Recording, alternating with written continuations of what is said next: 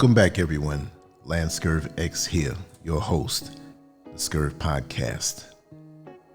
This segment is titled, Why Do You Always Put Yourself Last? Get your family out of you and reclaim your true self. I know some of you need to hear this. I know too many. If you spent most of your life focused on everyone else, their feelings, their needs, their problems, while placing yourself last, this message is for you. Many adults in their late 20s, 30s, 40s, 50s, and beyond are still living this way. They wake up tired, not just physically, but emotionally.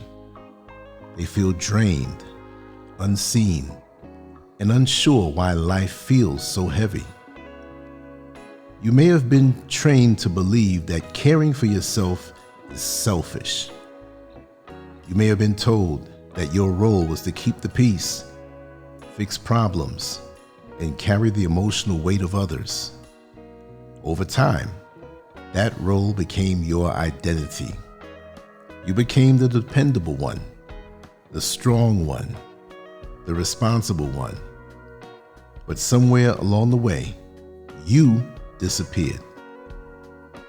When you grow up in what I call a narcissistic family system, the family organizes itself around one dominant personality.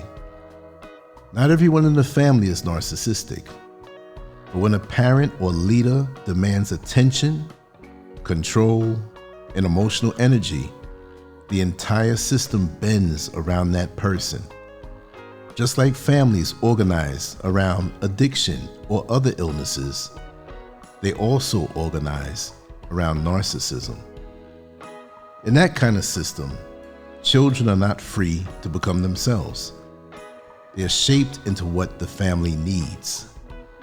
They are rewarded for obedience and punished for independence. Their needs are labeled selfish. Their feelings are dismissed. Over time, they learn that their value comes from what they give, not who they are. If this sounds familiar, I want you to understand something clearly. The longer you keep neglecting yourself, the greater the damage becomes.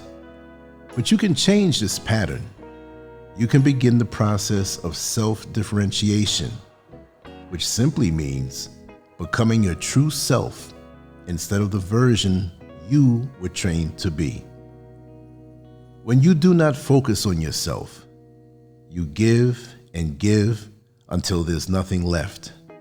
You pour into your partner, your children, your job, your friends, but you will never refill your own cup. I call this loaning self. You keep handing out pieces of yourself without asking for them back. Over time, you feel empty and resentful, even if you do not admit it. You also begin to forget who you are. If someone asks what you enjoy or what you want, you may not have an answer. You are so used to adjusting to others that you have no idea what your own preferences are. You say, I don't care, or whatever you want is fine. That's not flexibility. That's a lost identity. Another painful result is that you repeat toxic relationships. Your first model of love came from your family. If love was conditional, dramatic, or manipulative, that will feel normal to you. Healthy love may feel uncomfortable. You're not choosing dysfunction on purpose. Your system was trained to see chaos as familiar. You may also wake up one day and realize you built a life that does not feel like yours, a career you chose to impress others, relationships that match your old wounds, goals that reflect family expectations, not your heart. This is what I call living from the family super self. It's the identity your family needed you to be. It's not the real you. Approval becomes another trap. In childhood, love may have felt earned. You performed well, obeyed, achieved, and hoped for praise. But the praise never lasted. The goalpost always moved. As an adult, you may still chase validation from bosses, partners, friends, or people with more money or status. But no amount of outside approval will fill an inside void.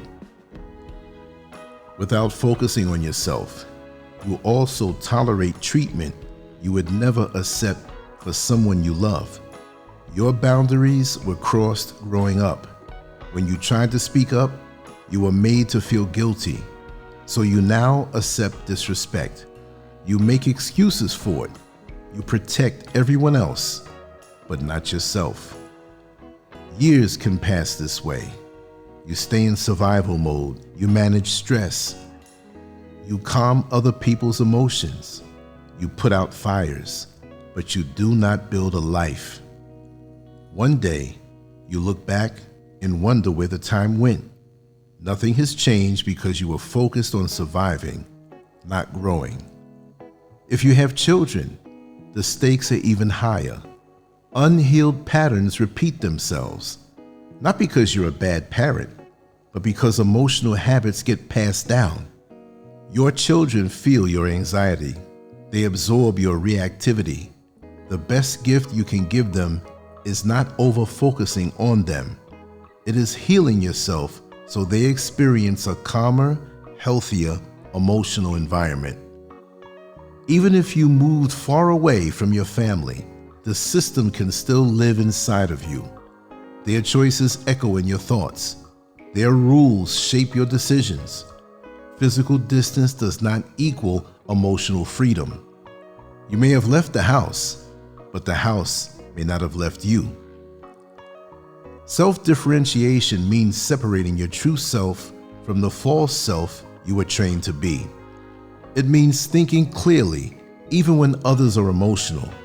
It means choosing your values over fear. It means loving yourself enough to disappoint others when necessary. One important step is learning to use thinking before reacting with emotion, especially with difficult people.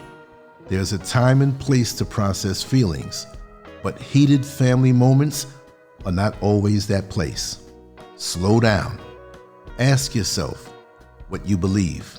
Respond from principle, not panic. Another step is making a clear decision to love yourself starting today, not when everyone approves, not when life is calmer. Today, loving yourself may feel strange at first, but it's a daily practice, not a one-time event. You may also need to reduce or grieve toxic relationships. That does not always mean cutting everyone off. Sometimes it means adjusting access. Sometimes it means accepting that certain people will never give you what you hope for. Grieving creates space for healthier connections. As you focus on yourself, something powerful happens. You become clearer, calmer, stronger. You stop chasing approval. You stop over-explaining. You stop bending to keep the peace. You begin to live from your real self, not your programmed self. You are not born to carry everyone else's emotional weight. You are not born to disappear inside a family system.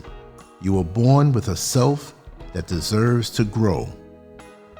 It is not selfish to focus on yourself. It is responsible. When you're grounded and clear, you show up better in every area of life. The years will pass, whether you change or not.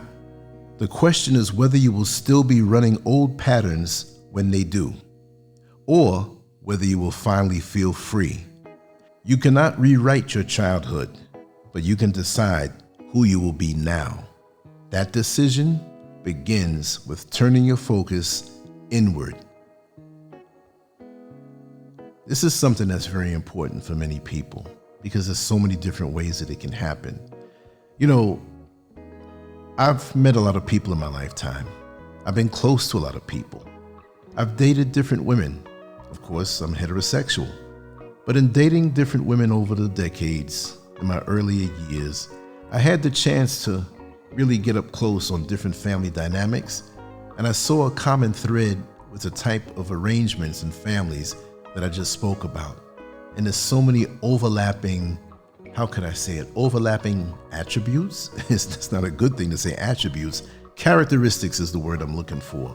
And I'm gonna go in hyper detail on each one in the coming weeks, because I see this so much, and we have so many adults who are not healed, who are battling something put on them as far as a family role long after many members of the family have passed on, and they're still walking around like this, subservient, always putting themselves last, until they find a situation, a relationship, or a friendly family that they can play this role again in. Isn't that sick?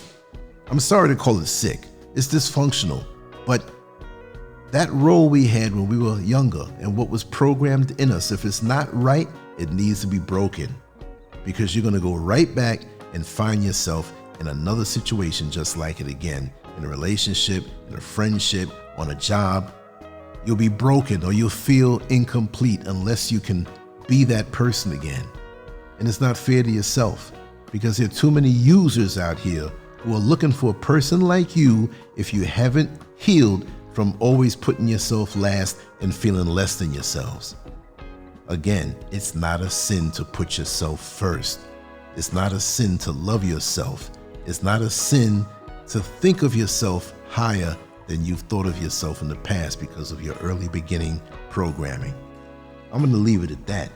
I don't want to dilute this one out too much, but I'm going to be talking about this even more so over time, the next few weeks, and just for the rest of my life, because there's so many different ways that this can creep into a person's psyche. And usually it's the most brilliant in the family, the most talented. Usually it's that.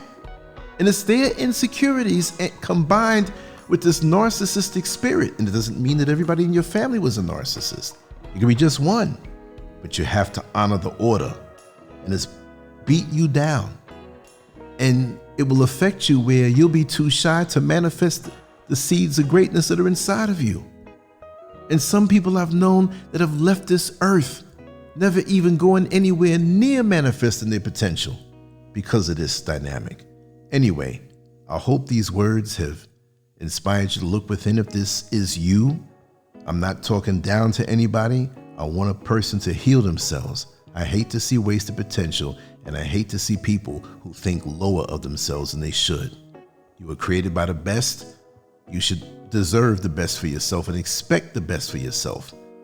That's what this life is for.